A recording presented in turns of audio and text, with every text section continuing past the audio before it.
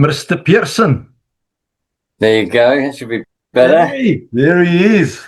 In full color. You good?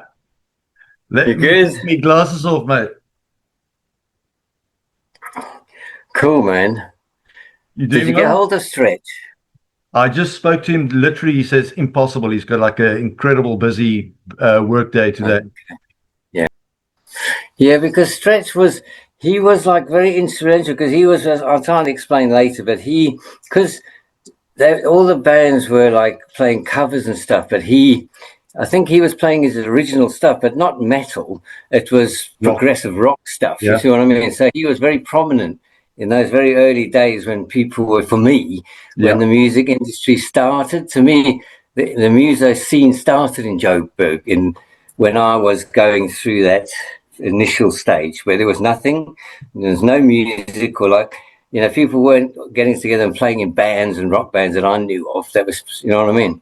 You might have had the odd jam in the garage, but the scenes, to me, it started off because, what I'll tell you about, you know what I mean, later on in the sense with Marc Proctor, basically. Yeah. No, I was going to do a quick catch up with you. I believe you guys did a gig this last weekend with Desolation Angels, yeah? Yes, funnily enough, we just did this cavern gig in Rains Park. It's quite a small pub. Yeah. But we have to do these little small gigs to show that you're playing and you're gigging, because you don't get the festival call-ups.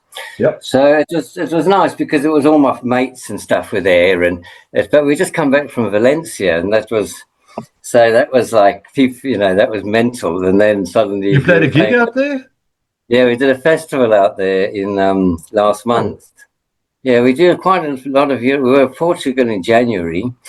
The band's name, it was like, it's very unusual because in '84 they were then going to Los Angeles from London.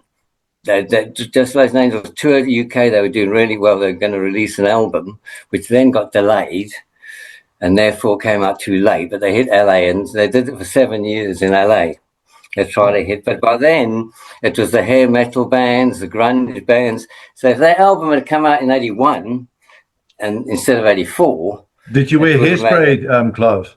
Yeah, that's the band.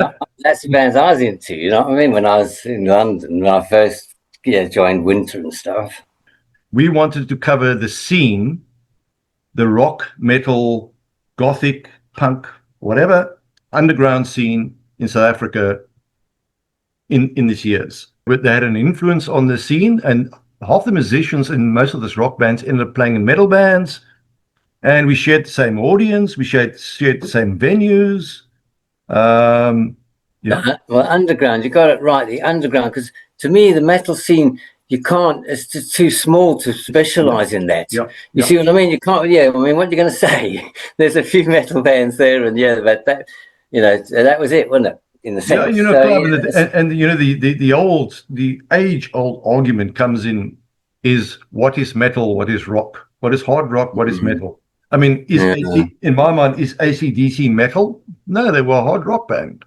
We all got our different opinions on these things. So we've decided now with the project going forward is that we are going to cover even bands like No Friends of Harry, because they were at that time.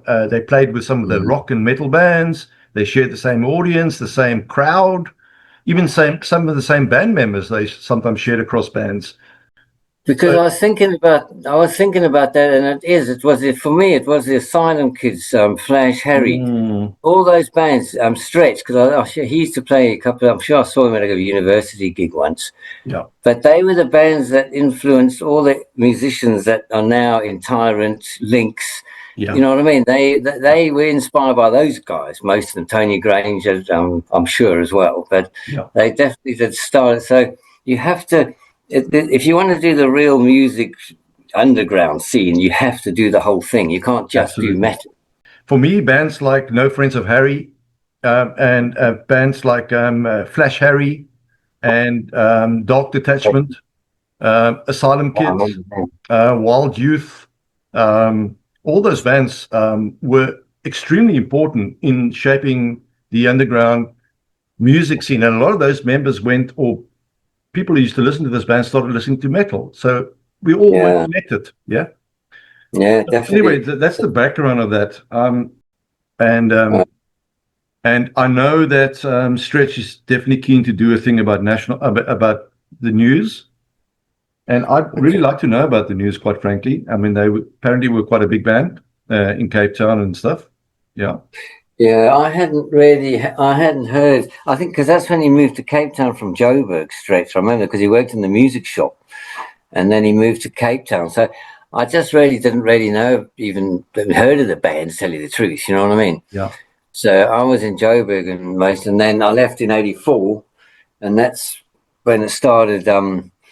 The scene started at the Golden Banana. So they had a base for metal, and then from there it did grow. Once that venue was found, like Chris and Tyrant and you were originally from Joburg, eh? Or always? Yeah, no, I was born in Zimbabwe, born in Gwelo, but I went to Joburg when I was 6. So yes, I lived there from 6, and I lived in Northcliffe, Risidale, the one area. I just lived, and then I moved to Hillbrow when it all started. Yeah, I really when you posted that message the other night, it really took me. I posted it all over social media, and there's been a lot of responses to that. Oh. You know, if you go look on the groups there, I don't know if you guys still visit the old groups that we set up on the Facebook channels, stuff like that. But I mean, a lot of people responded to the thing about Marc Proctor's death and stuff like that. And yeah, I mean, he was obviously well endeared. Yeah, and that's even more reason to talk for me personally about the whole music, all the musicians in all the different bands that were there at the time. See, so Marc had this amazing character effect that when you just when he was there, then things were cool. You know, everyone, once he turned up, there was sort of a bit of a vibe became. You know what I mean? So with him, he played. I'll explain in it when we get to a bit later, but he just got to know everyone. George Voris, all the dudes from Petit Cheval, all the other musicians. My God, I haven't heard that name. He was so social. You know? Yeah, he was so social. He just knew everyone. And in those days, it was hard to get and you wouldn't even know this album's come out. Yeah. And he would have it. How old was he then at that time, Clive? I mean, how old were you guys at that time? I mean, what age? When I met them, I was 18. 18, as I'll tell you, about when I'll give you a bit of a rundown how it all happened. You know what I mean? But I was 18, and I met him, and then as the years went past, he just started getting to know, and he was very social. So he was always going to the balalaika. He was always going out. You know what I mean? Everyone, you see what I mean? He was just had all the people just always there. Yeah. And he knew all the musos basically. So. And as I say, he'd have the album, he'd have the first album. You wouldn't even know it was released, and he'd have it on vinyl. And then I'd have my mum would buy me a rock book, like a history, you know what I mean? Because she didn't know. I was a musician, so she bought me a book on rock and roll. Yeah. And I noticed a few people on the book. He could name every one of them, pretty much. Yeah, the dude he just managed to, live for it. Yeah. And when you're talking to him, but he was... He had this incredible fucking, like Dio said in that photo shoot, he was so unreliable. He was always late. And I'm talking like 2 hours late, China, an hour and a half, 2. And that would be at a gig. You just rock up at a gig and you're all waiting for him to play. And it's just fucking, mate, Jesus. And I can tell you the story on that as well, that particular. Yeah, I would like to hear, yeah. When we did that gig with the fir trees on the... Do you remember we did that gig with the fir trees on the Yes, actually, stage? You sent me a photo of that, which I posted. Yeah. Yes, yeah. Hilarious. But he was such an endearing guy. And he was just... him and I, we just went through some real...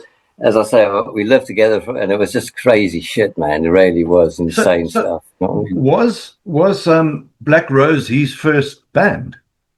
No, so look, I can tell you now how it happened, and it'll take so it's not going to take too long, but I'll tell you exactly what happened, how he got into music, the whole thing, because I had an elder brother, 2 years older, and I was always going out with him when we were younger, because his friends' parents made his younger brother go out. So wherever his friend, who was named Clifford, went, Colin would go with him. His parents made him go with him. So Lee would bring me along to, you know what I mean? So I could play with, you know, obviously. So over the years, and then, he was a big influence on me. So he then says, my dad, right? Yeah, so my dad then hires a salesman. My dad had a used car lot.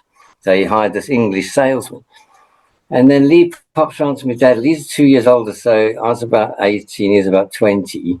And then they start chatting to the salesman, and the guy says, yeah, I'm playing a band and this and that and the other, you know, blah, blah, blah. You know, you could come down and watch us play. Yeah. This guy's about 35, and so Lee's thinking, Jesus, you know, this is we've got to go, man, Hillbrow. And he gives us this address in Hillbrow, right? So on a Thursday night, they're going to meet at Clive's house, his flat in Hillbrow, and we're going to go to the studio, and then we're going to check the dudes out. So yeah, we go to the fucking Harewood Hovel, we used to call it, right? Clive Howard's flat, just opposite the Chelsea Hotel. You know, I know I love that place, Chelsea Hotel. Harewood Hovel. Right? So we go in. So we wait in there. The next minute, this fucking geezer with this long ginger hair, man. He looked like a very homeless person, actually. You know what I'm saying? He walks in there, and Lee says to me, Noita, you reckon that dude's, you know, did you think he's friends with that guy? I'm going, no way, it's impossible. So we get out of the car, there's four of us with my two mates, and we go and tap on the door, ding, ding, ding. And they're all about 25, these guys. Kerry's a bit older, he's a drummer. And so they're all in there listening to Bad Company, smoking fucking necks, you know what I mean? And I'm like, it's just straight, I'm still at school, you know what I mean? Straight from Northcliffe. I mean, I lived in Northcliffe in a shopping centre, and you know what I'm saying? You know what I mean? I went to Hillbrow at night sometimes and had a jaw, but this was like getting really involved. So it took me a bit of a shock. Anyway, so we go down there, and these dudes are playing, and they're all right. There's long-haired goats on bass who can't fucking play, you know what I mean? Seriously. You see, he was a big addict as well. He was a bad addict, so he was a bit of a pain in the arse. He was on Welcanol, Pinks. Okay. Pinks, yeah.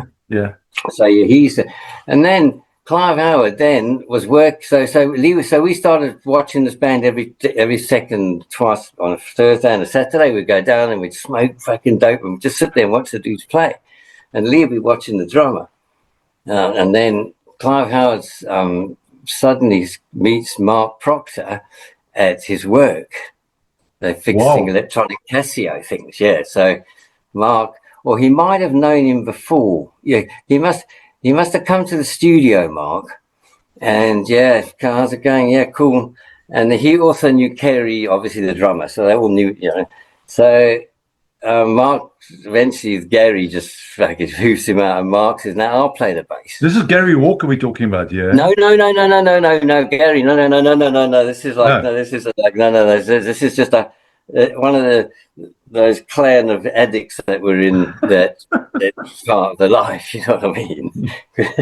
So we just used to hang around with him. But this Clive Howard died as well. Anyway, so Mark starts playing the bass. He's got a fucking radio speaker.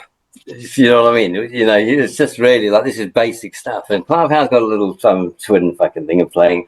And then eventually Lee's watching Kerry, the drummer, and Kerry lets him have a go on the drums a few times, you know what I mean? So Lee buys a kit.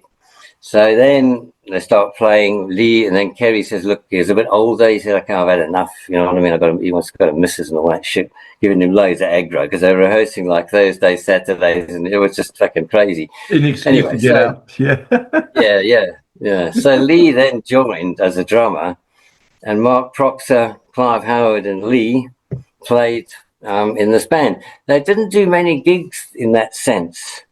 So it wasn't because they weren't good enough, but they'd get the odd hotel, like a little slot at the York Hotel or Did they have a name at that time, Clive? Yeah, I don't think that. I can't even remember because they didn't do many gigs. They played a couple of parties and they played the York Hotel. And then the drummer tried to do a roll on, he lost it completely. They had to stop.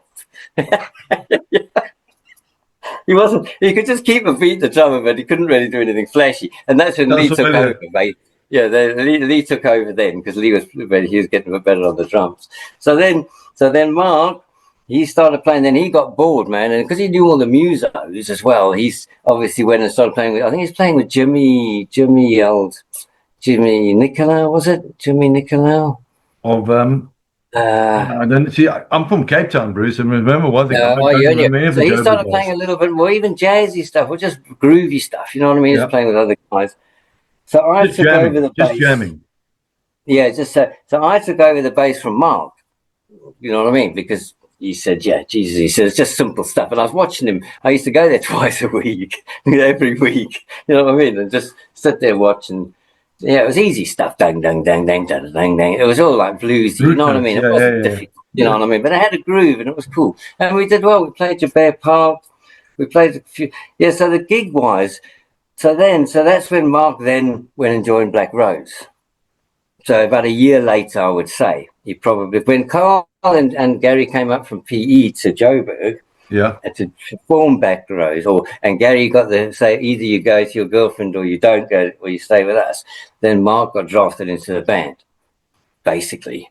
That's when he got called up, because I think he knew a lot of musos as well, and he was a good, he had really good time. He was a good bass player.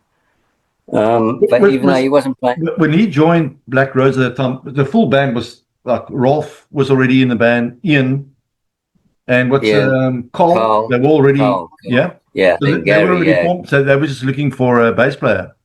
Yeah, because Gary left, isn't it? Because I think it's supposed because of the girlfriend, wasn't it? Yeah. I remember. I still want to ask him about that, but anyway. Because funny enough, they used to. We rehearsed next to Black Rose. So when I heard that they were looking for a bass player, I was thinking, oh yeah, man, I could be doing this, but there was no way. You know what I mean? I just wasn't. No, there's no way I could have done it. And then Carl walked into this rehearsal room, and then he just took one look at my 60-watt combo bass cab. You know what I mean? And that's just don't even think about it. You know what I mean? It's You know, they had fucking Marshalls and is that the band practice area that what was his name again? Old Dio. Yeah, is that the one he turned up at and you guys were all practicing in the same building? And he went to audition. He went to audition at that time for was it for Tyrant or for Lynx? I think I can't remember. Maybe Lynx. It might have been Lynx then. It must have been Lynx. Yeah, it was in the same building, mate. Yeah, it was.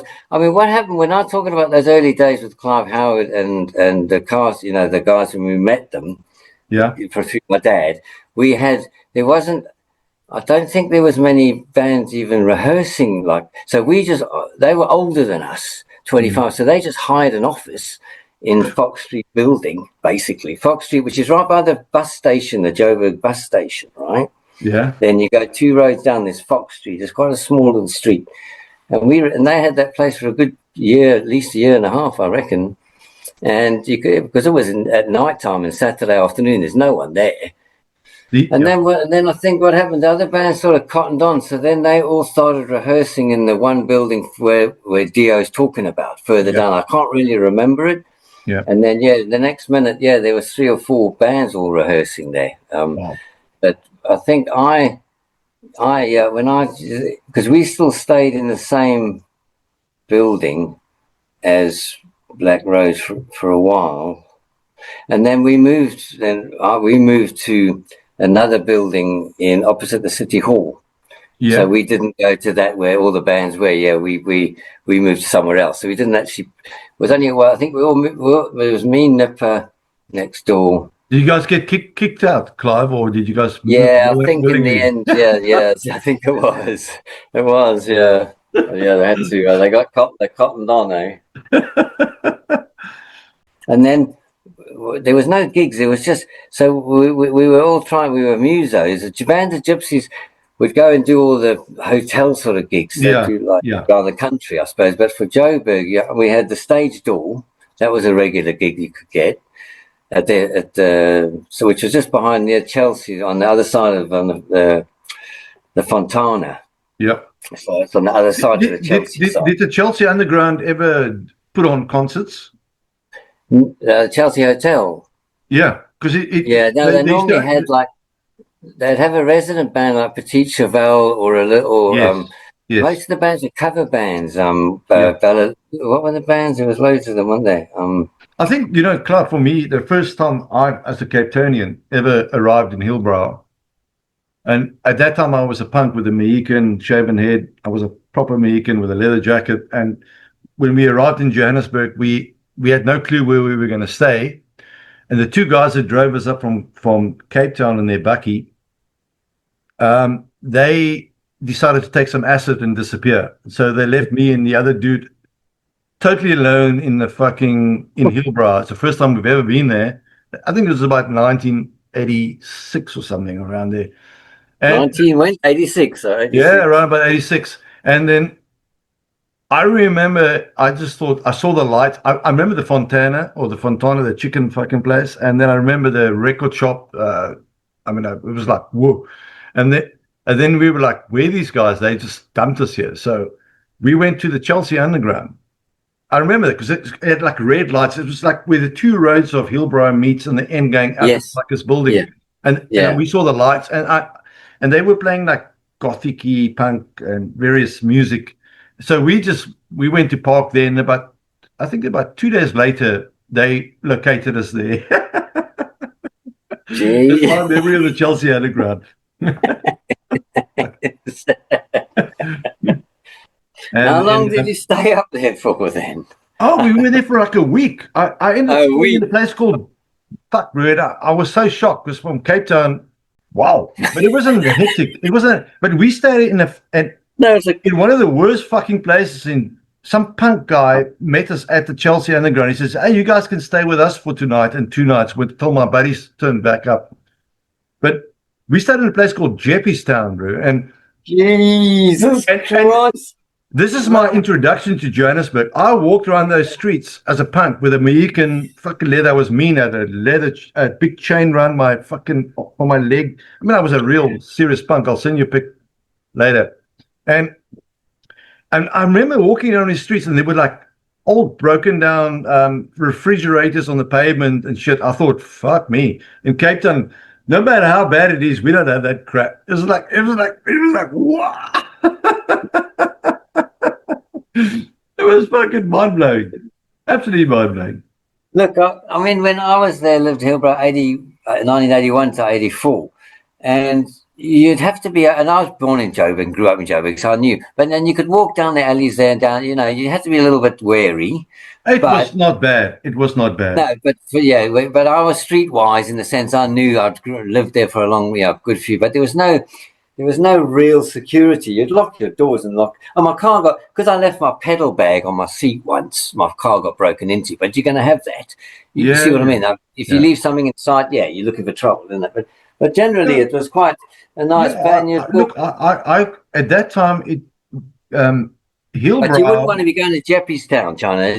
Wouldn't be walking around Jeppystown or anything like that. There would just be no way. Well, we didn't know. We didn't know. We thought that was Joburg at that time. But Hillbrow wasn't bad. We went to a club at that time. I can't remember. It was called Subway or something like that. And all I recall is we went to the bottom of this club and I went to the toilets. And I was a punk. So I wore like military boots and the whole thing. And I remember the piss on the floor came up halfway on my boots, my army boots. I was like, wow, this is very punk, man. This is like, it was like, wow. I mean, I loved it because it was like, this is like, whoa, this is punk, And what year was that? Oh, mate, that was like 86, beginning of 86. Oh, 86. Okay. Yeah. That was the first time I went to Joburg ever. Well, no, I went to the army in Voortrekker Hoogte. And then to the border. But I mean, that was the first time as a civilian I was in Johannesburg. And look, I was blown away. At those days, you could walk around. What was that big center they had with the blue? The big center you had in Joburg. We had the Golden Acre in Cape Town, but you guys had this well-known shopping center. I Not the Carlton Centre. The Carlton Centre. Carlton Centre, And that was and there was like little alleyways going up the side. They used to sell like stuff, you know, like metal and punk T-shirts. I was blown away that you could get that shit there. And when I saw Look and Listen and Hillborough Record Centre the first time, I was like, my God. I mean, this is the ultimate, absolute ultimate, you know. Every Joburg was great. I mean, there was also that place when you went out of Hillborough, past the Chelsea, down the hill, Rocky Street. Yeah, that was Berea. Rocky Street was in Berea. I mean, that was like Sea Point. It was fucking amazing at those days. It was an amazing place. And you could always go there after a jaw because like between 2 and 5 o'clock, you'd end up going to Rocky Street, you know what I mean, to finish the jaw. There was other clubs and stuff there, but a lot of it were these really nice little pubs and shops. I mean, it was great to go. It was a great cultural hotspot. It was like King Street of London, basically, like King Street of London, definitely. Because even the Asylum Kids had that in one of their songs, Rocky Street, in the lyrics, you know what I mean? It was a massive central hub for all the musicians and artists and, you know, everyone that was in that sort of vibe. Yeah. But we managed to get like a few slots at the Ambassador because we knew the guy who did the cover band. So we just come on and we got a couple of gigs with just doing that. And so we played the Stage Door. And then there was the Lazy Leopard, I think in Germiston somewhere we might have played. But we didn't have many choice gigs and we played parties, private parties really, and as mates, you know what I mean? Yep. So this is before the Golden Banana era. Yes. Yeah. So then what happened is so we just moved along and I played with First Hand with my brother all that time. And then 84 came and then I had to leave the country. So that was like 3 years of just, you know, learning to play, getting better, doing gigs. Why did you leave the country? Because in 1984 there was a state of emergency declared. Okay. Yeah. That's what the fucking year they sent me to the army. Well, that's right. Yeah. So all non-South African citizens like me, Carl, Vince, all of us basically are British. We got British passports. So either you become a South African citizen and go to the army, or you leave. Yeah, so I was the bloody army. Yeah, is that the actual reason that you left?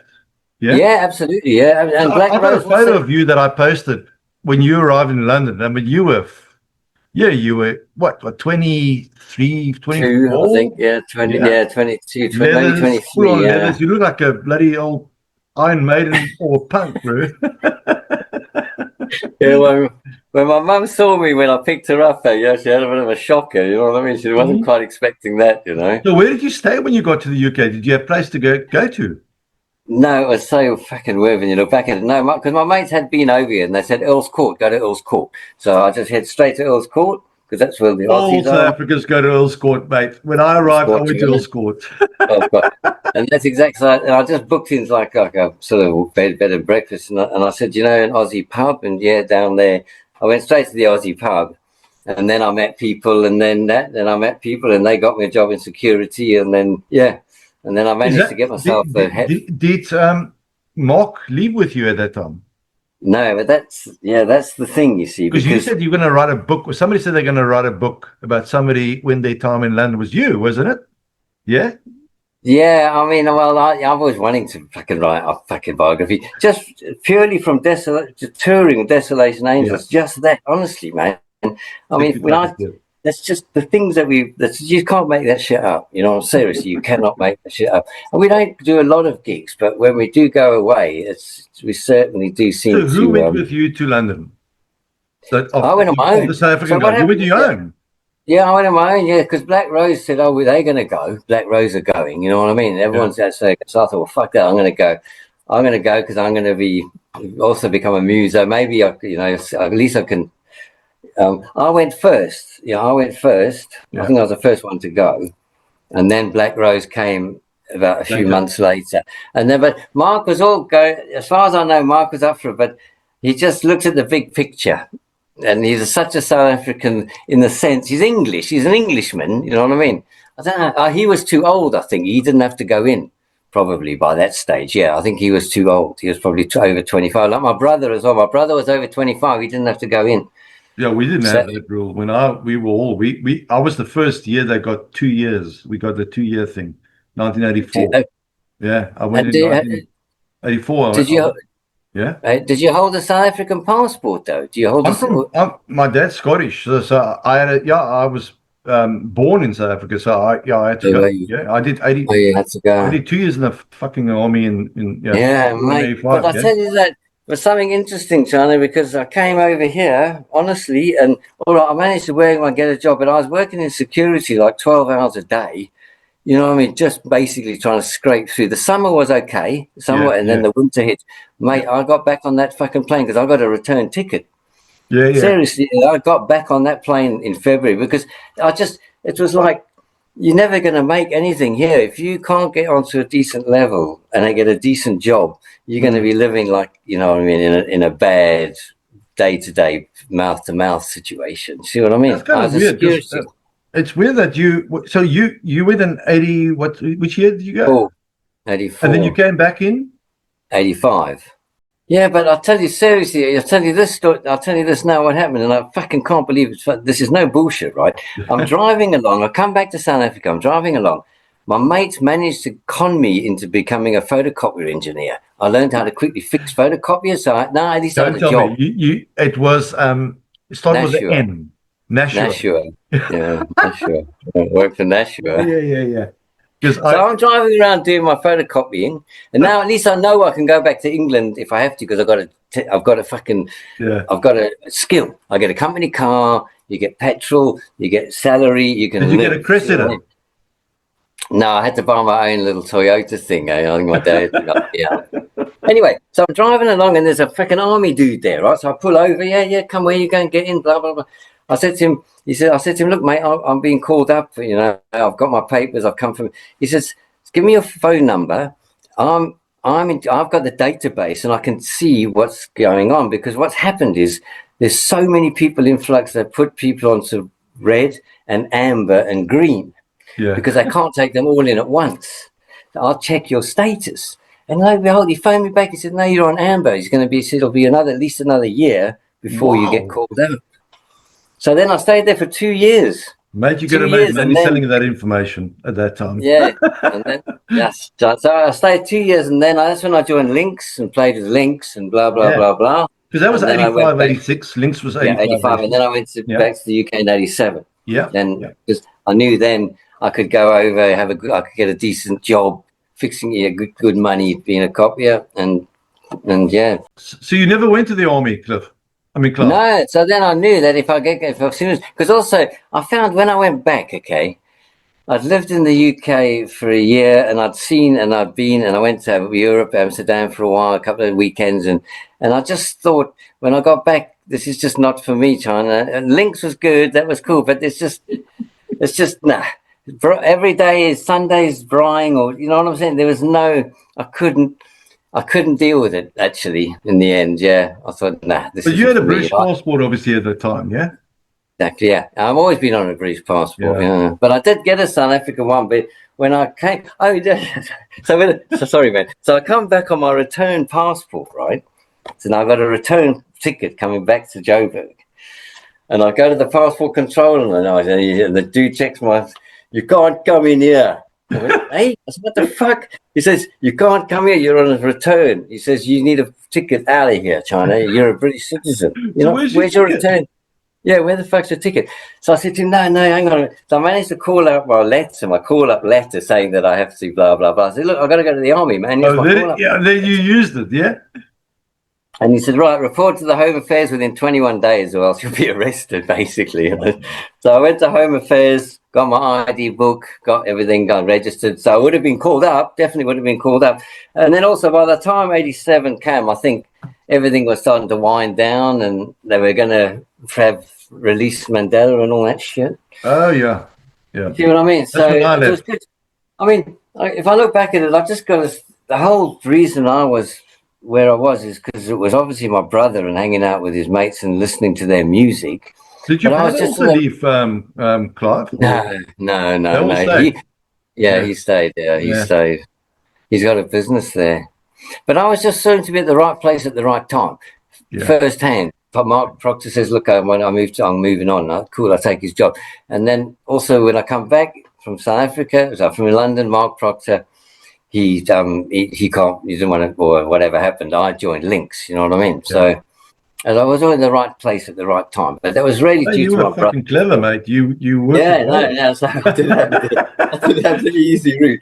And then when I come here, I just stuck my name on this band mix website saying, bass player available, playing in bands for 30 years, good, solid bass player. I like Metallica, Iron Maiden, Iron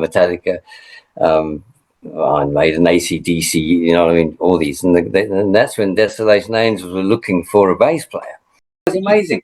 So, Clive, we already got the story when you came back to South Africa and then you joined Lynx and all that stuff. And so at that time, was old Marc Proctor back in SA, or was he never left, or? No, he never left. No, he never left South Africa. No, so he was playing with Black Rose at that time still. Yeah.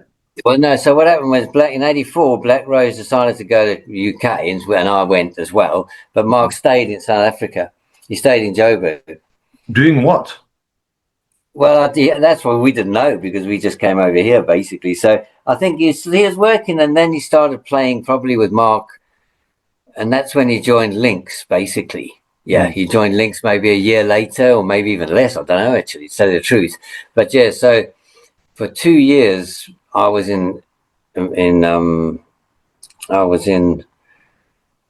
Yeah, so when I was for a year, when I was in the UK for a year, he must have then been joining Lynx or playing, but he was playing with Jimmy's Nicholas, and I can't fucking remember any of their names, but he was playing with a few musos, but even any sort of rock and roll and blues and whatever, you know what I mean? But he knew a lot of musos. So when I went back, when I went back in '85, he was then playing with Black Rose, yeah, and then I lived in Hillbrow, and he lived.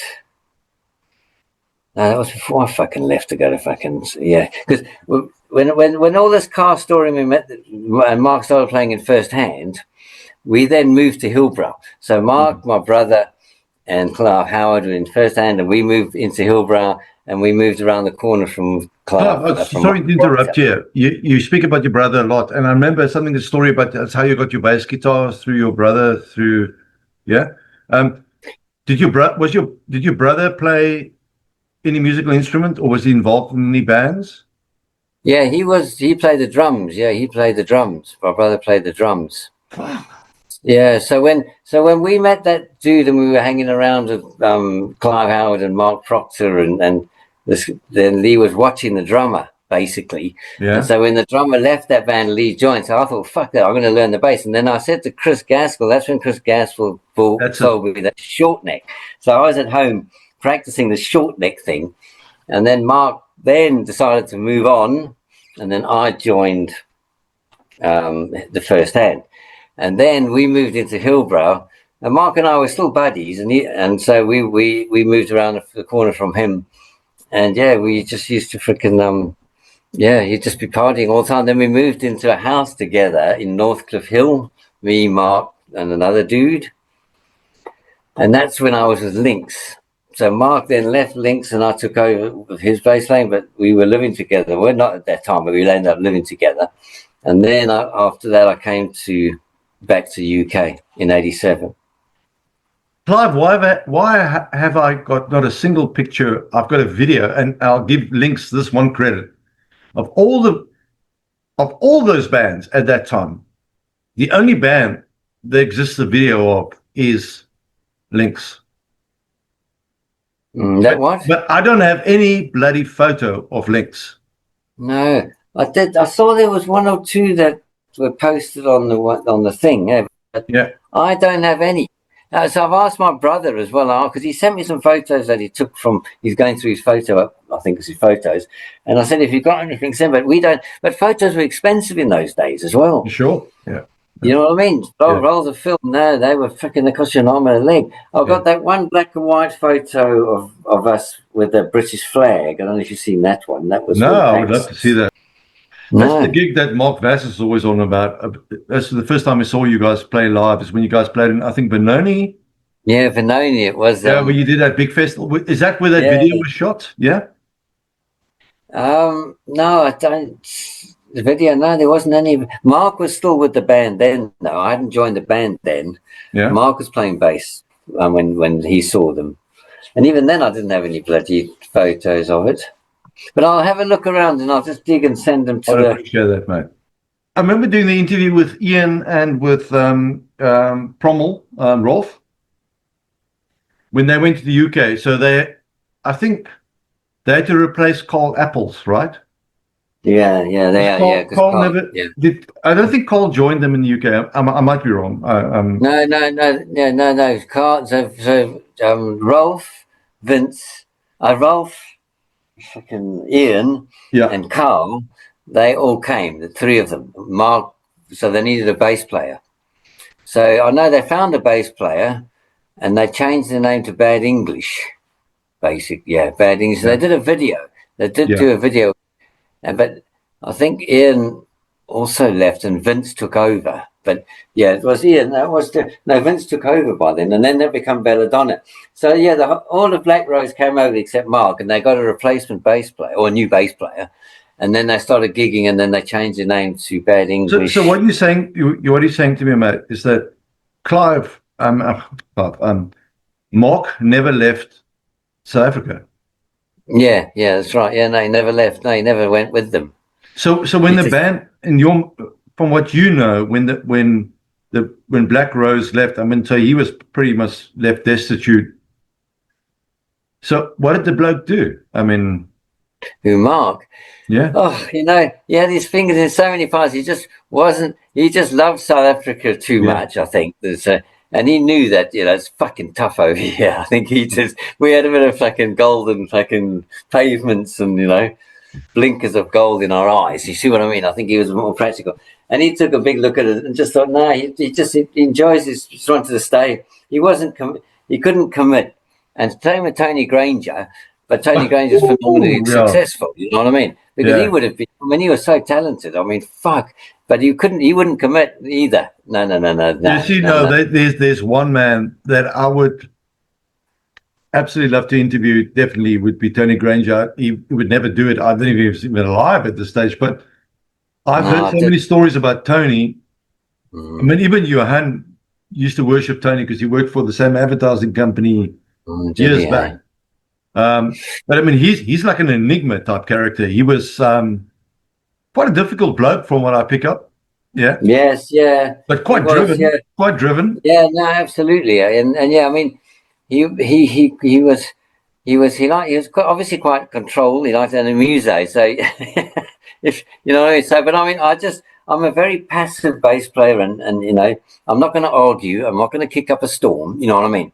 So when I joined Lynx, they were already pretty well established, and things were going, and we were, a solid band. So I just basically kept cool but I pretty much kept myself, to my, you don't want to be, you leave him to deal with all the writing and all of this and everything. You know what I mean? Because he wrote good songs, man. He was a talented dude. Jesus. But he was quite hard. I didn't know him that well. We did have a stint where we were going away for weekends and things like that. But then he started getting into his career. And and to tell you the truth, what changed his mind was what happened was they were going to a gig and so one of the headbangers had given him a porno tape. Right, written fucking porn on it, on the fucking outside.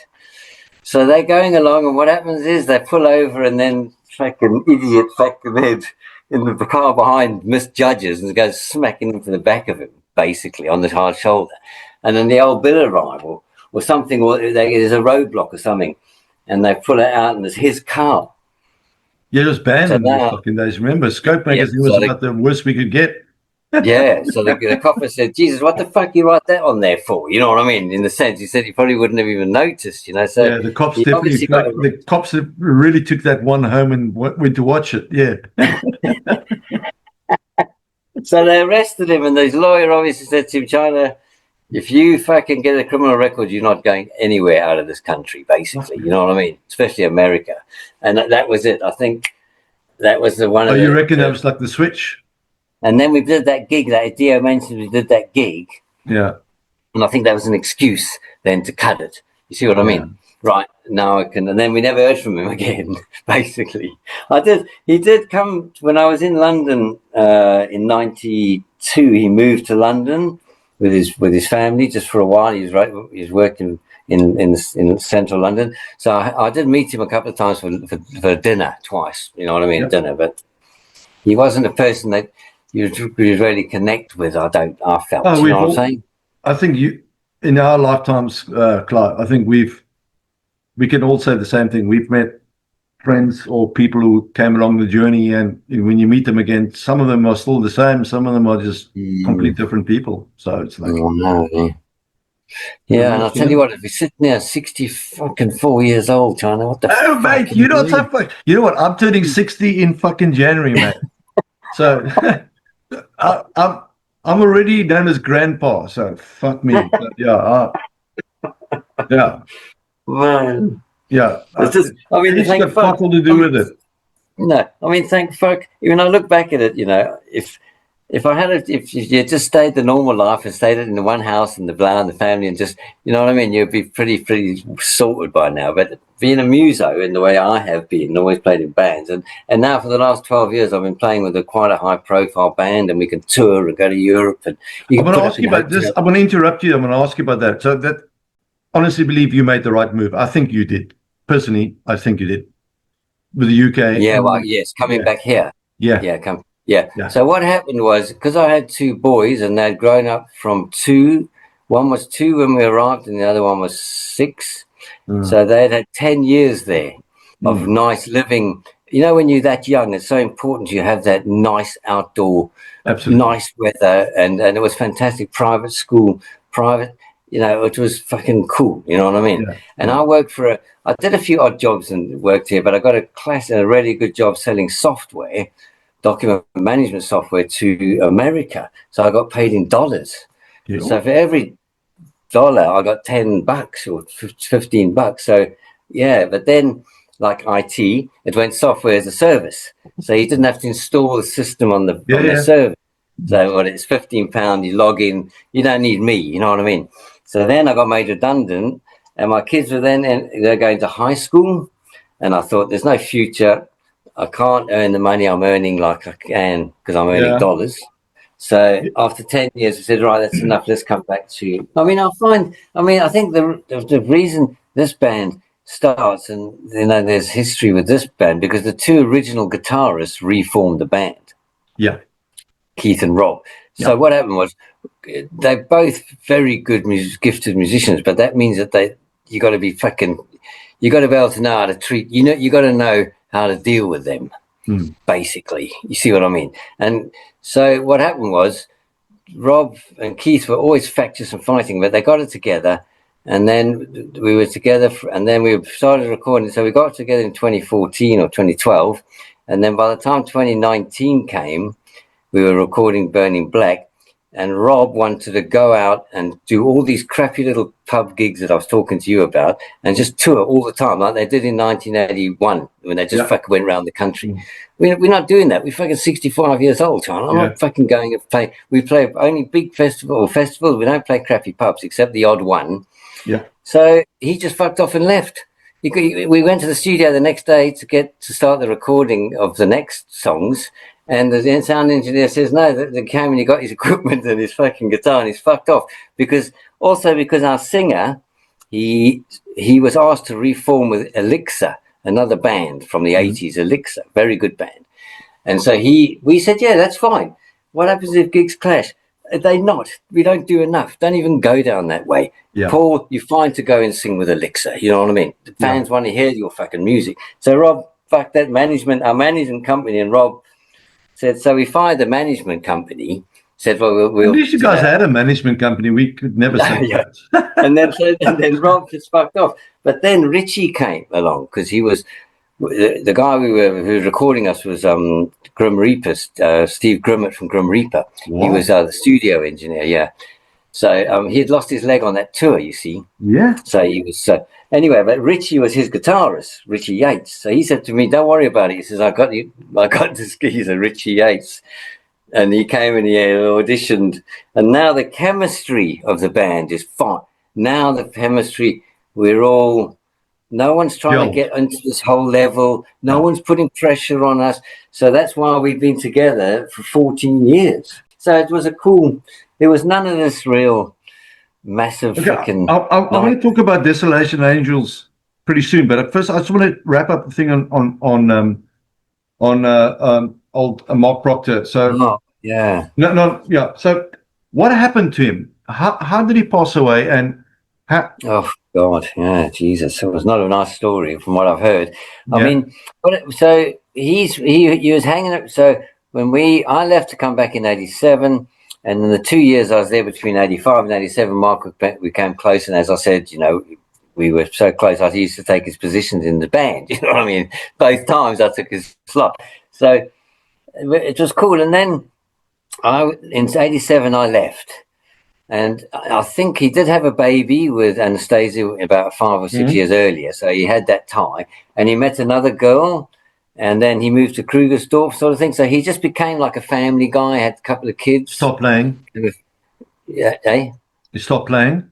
Yeah, he stopped playing. No, I think he might have had a bit of a jam, but no, he stopped playing completely. Yeah, it was. And unfortunately, I think it's a lot of musicians regret stopping. Like for me, you know what I mean? Now, if you carried on playing and just played every now and again, you know what I mean? But played with other dudes, just kept in contact with other musos, because you all go through the marriage and the fucking kids and all that shit. Yeah, you know I've got 5 of those. I fucking know. Yeah, you can laugh, mate. I've got 5 of them. So I fucking know. My son's a drummer, actually. Here's his drum kit. So he's got electronic drum kit. Awesome. Yeah, nice one. Oh, that's a full kit, man. Yeah.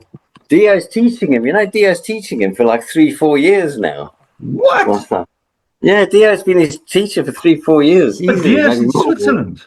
Yeah, they used to do it online in South Africa. Do it online. Oh, in South Africa. So he's a really good drummer. My son's fucking brilliant, actually. He's going to be really good. And Dio's, you can have lessons with Dio for years. You always have lessons with him. It's funny. I was just seeing this interview. It was just come on Facebook with Steve, Iron Maiden singer. Iron Maiden singer, Bruce Dickinson.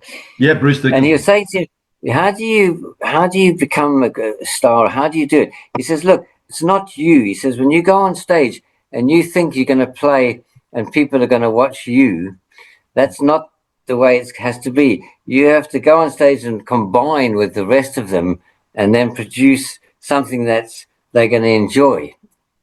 So I think with the muso, you've got to realize when you go in and play on stage, it's not just your performance. You mustn't sort of focus on yourself, but try and think of a way that you're going to engage with the audience as a group rather than an individual, basically. You know what I mean?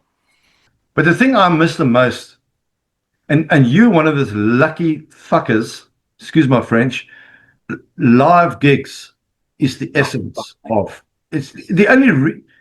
It's what I miss the most. No, but there's nothing that comes near that. Nothing comes near that. Even if it's a shitty little pub gig, and look, we did some really shitty pub gigs in London for the first year or something. I mean, it doesn't matter. No, no. It's what it's all about. You can write great songs, you can record great albums and all that stuff, but it's the live experience. But also, it's very technically, because you can be good musicians and you're playing in a rehearsal room and it's perfect sound. And now you take those musicians and you put them in a live situation and the sound shit could throw them off, man. We played Portugal. We played a fucking gig in Portugal on January, a fucking festival, about 300 people indoors. And this is the one you guys did now, this just briefly now, in the past now, in Valencia. Yeah, no, this is in January, actually. We were in Portugal in January. And the sound was horrendous on stage and the fucking monitors weren't very good.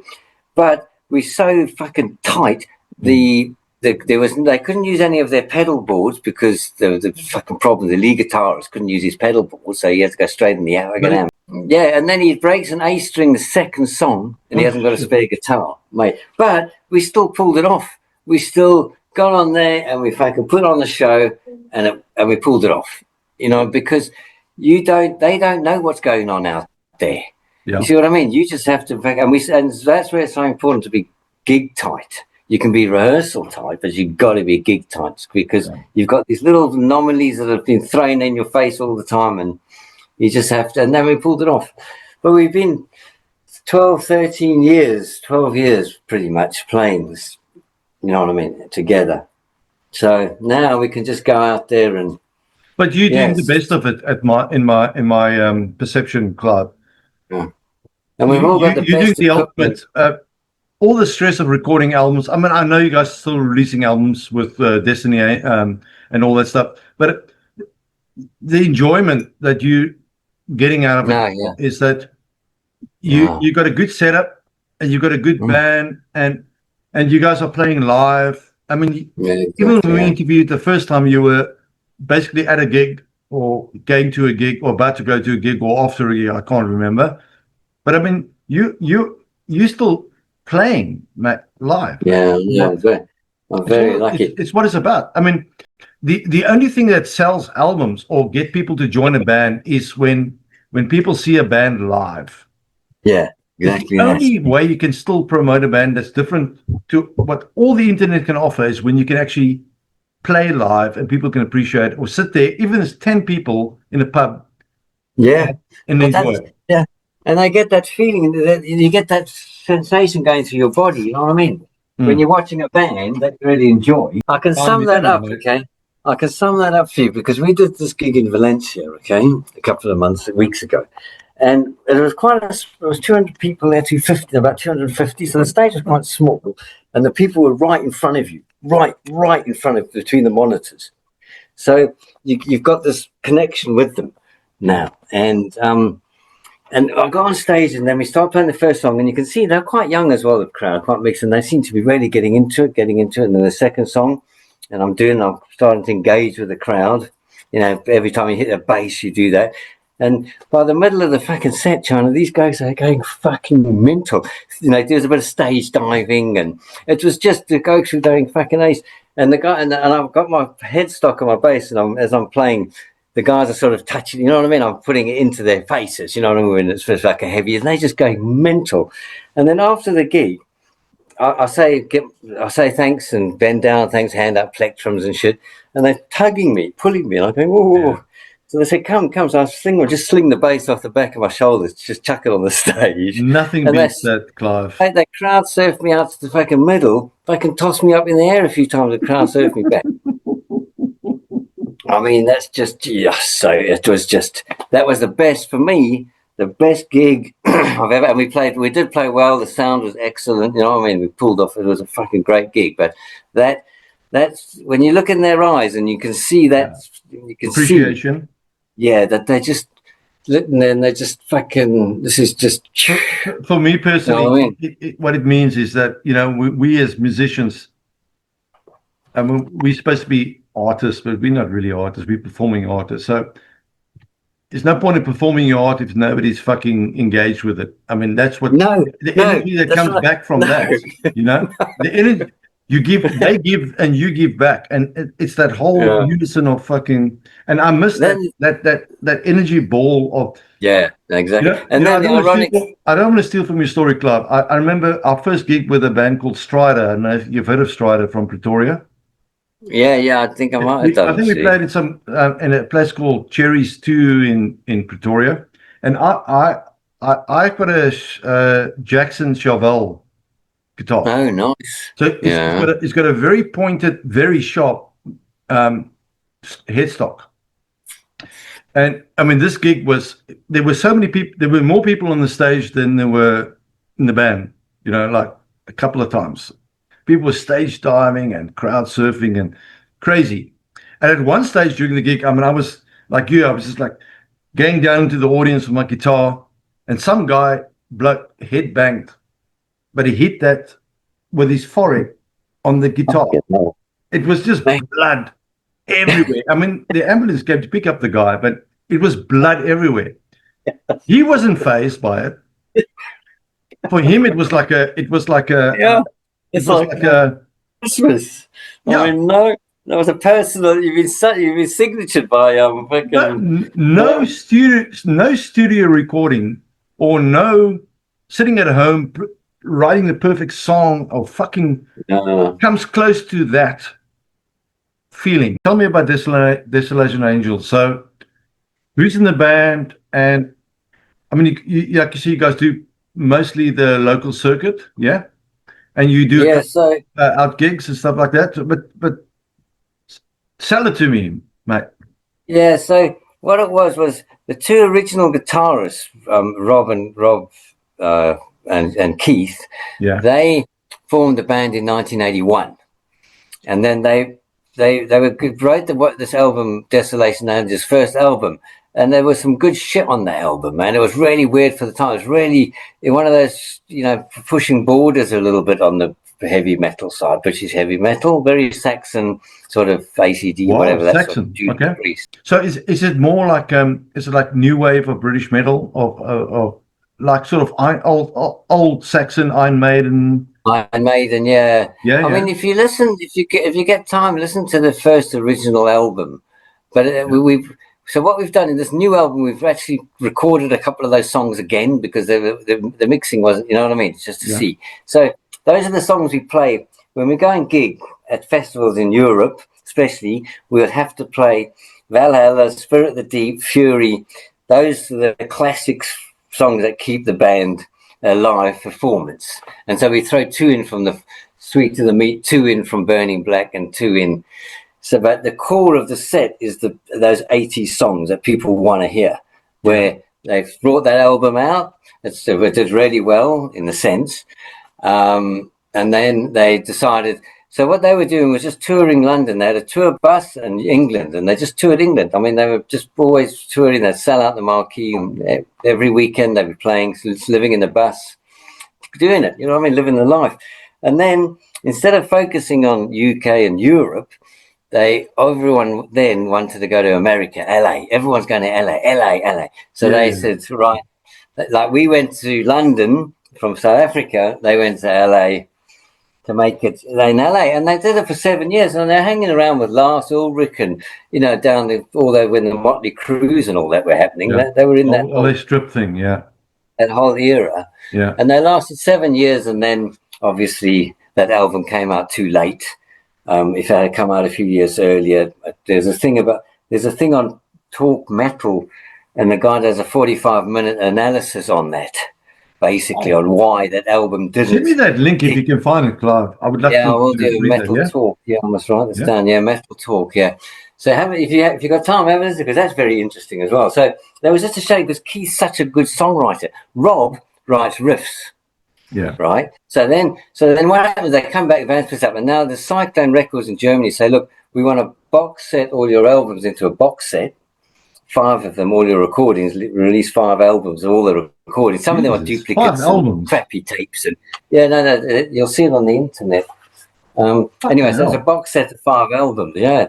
So they released that as a box set, Cyclone Records, and then they said, look, guys, why don't you put a show on in Germany? Come and put a show on.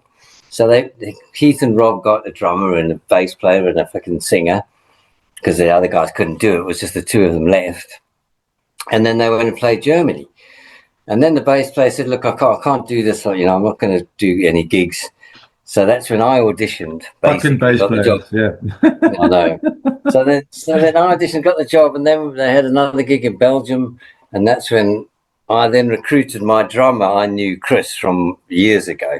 I got him in, and then South African bloke or a British bloke?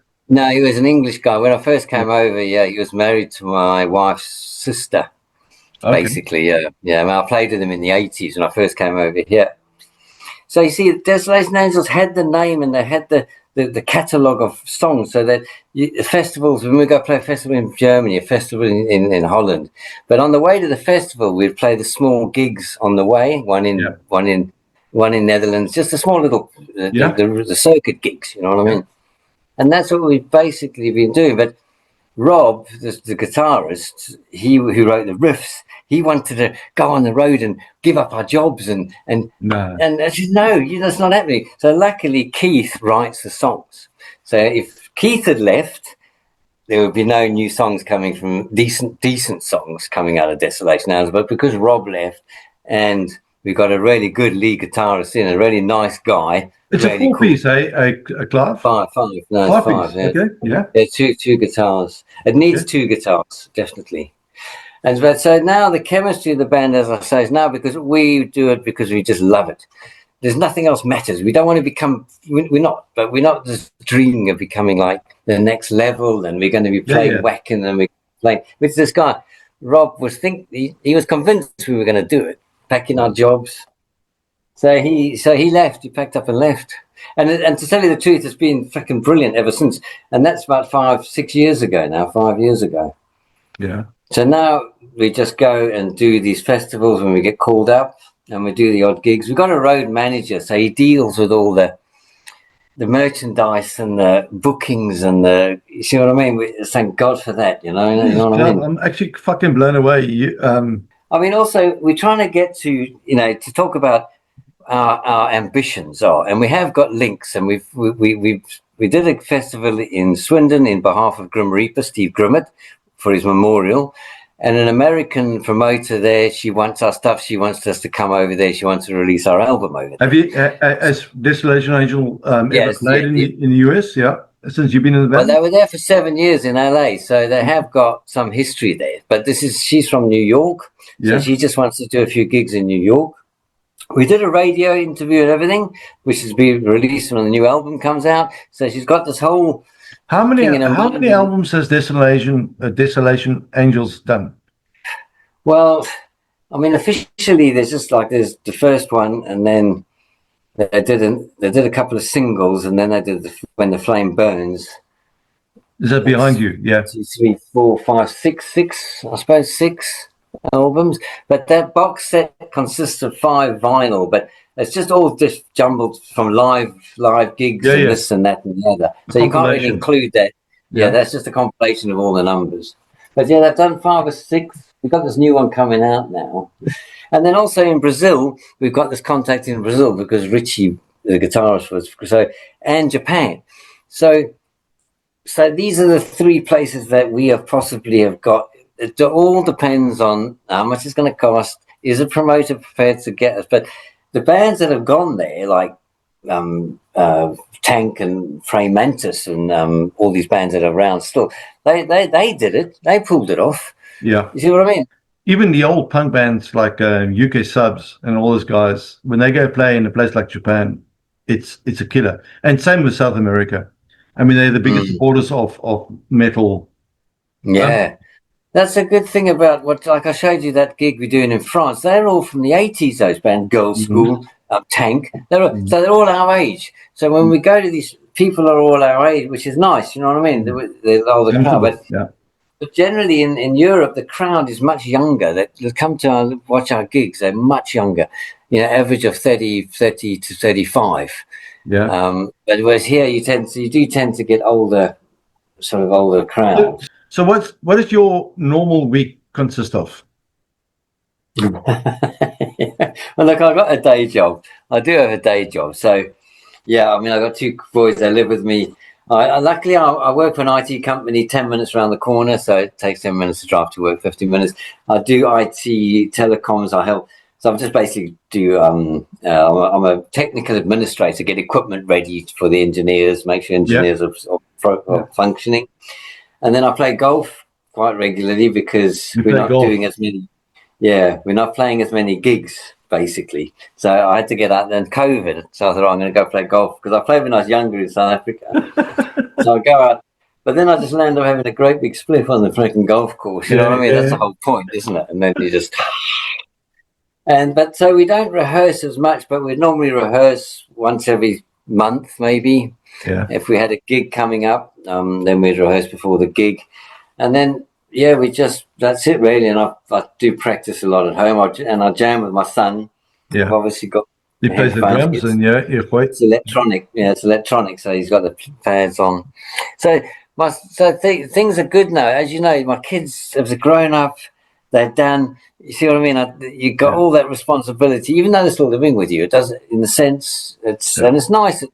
You'd like to live on your own, but it'll be fucking quiet, man. It'll be fucking quiet. I agree with you on that. It would be fucking hard, China. You know, it would be hard. They drive you fucking mental. How often do you guys, as DA, how often do you guys gig on average? Like once a month? Probably once every 6 weeks, I would say. Yeah, once every 2 months. So we only try and do festivals because if we can. So we did Portugal, we're doing France.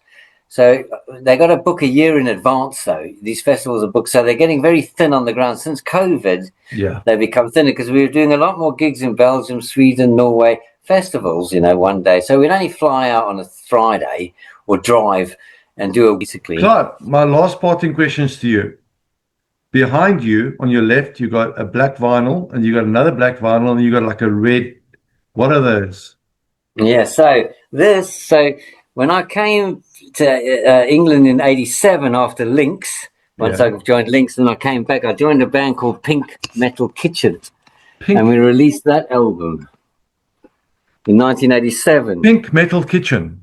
Pink, P-I-N-C, Metal Kitchen. Yeah. I'm going to go fucking look for that. Yeah. It was already named. Yeah, there's a video on there. If you type in Pink, I'm going to find it. I'm going to find it. There is a video. So then Carl from Black Rose then played with a band called Belladonna with Chris Gaskell. Yes, I heard about Belladonna, yeah. And then Carl and Elle joined us as Belladonna. Yeah. So you've got a fucking few of those, mate. You got a few records on your. But Carl from Belladonna, he's on so he joined us from Belladonna, and Elle from Belladonna joined our Lynx, and then we played, and then I went back to South Africa, and then come back again, and then we all landed up going back to South Africa, and Carl and I released that with the Machines. That was in Cape Town. We recorded that in 2006. Machines, like H-E-E-N-S. Yeah. Machine with an A. This guy was the lead singer. He's from America. Yeah. So if you Google the Machines, it'll be. I'm going to. Yeah. Then when I joined Desolation Angels in 2012, we brought out a mini album, just a 4-track or 5-track album. That one. Fucking nice. Sweet to the Meat. Then when Burning Black was done in 2019, that's when the guitarist left the band, and then Richie joined us. He joined us, that dude. And then we did King. Sorry, we did King next. Sorry, that was King was the one. We did King. That's King, the album King. And then we did Burning Black in 2020. I love that. And then we're doing Hounds of Hell. It's finished. We're releasing it in a couple of weeks. Hounds of Hell, which will go over there. That's going to go on that side. So yeah. But I always said once I got to 6 albums, that means the first album I did was, and I always said if I can get 5 or 6, then I could say right. I'm happy, you know what I mean? And I got to frame them now. So since I did this last that looks amazing, bro. I wish I could. I must actually do the same. Frame them, yeah. I don't have that many as you got, but especially vinyl, especially vinyl. But that box set's pretty impressive. It's got a booklet in it. You'd have to 5 albums. You said 5 vinyls. 5 vinyl, yeah, five vinyls. And I think they sell on eBay for about $250 or something if you can find one. You know what I mean? It's not a lot. They were 60 quid new, but there was only 1,000 pressed. I think the local company pressed 1,000 of them in CD and vinyl. Well, I love you, my brother, and I really appreciate this chat. And really cool, man. And yeah, look, see, as I say, we'll have a catch up soon, another time. All right, my man. I'll speak to you soon. Love you, my brother. You too, Larry. Take it easy, okay? Thank you for the time. I really appreciate it, brother. Wicked. Take it easy.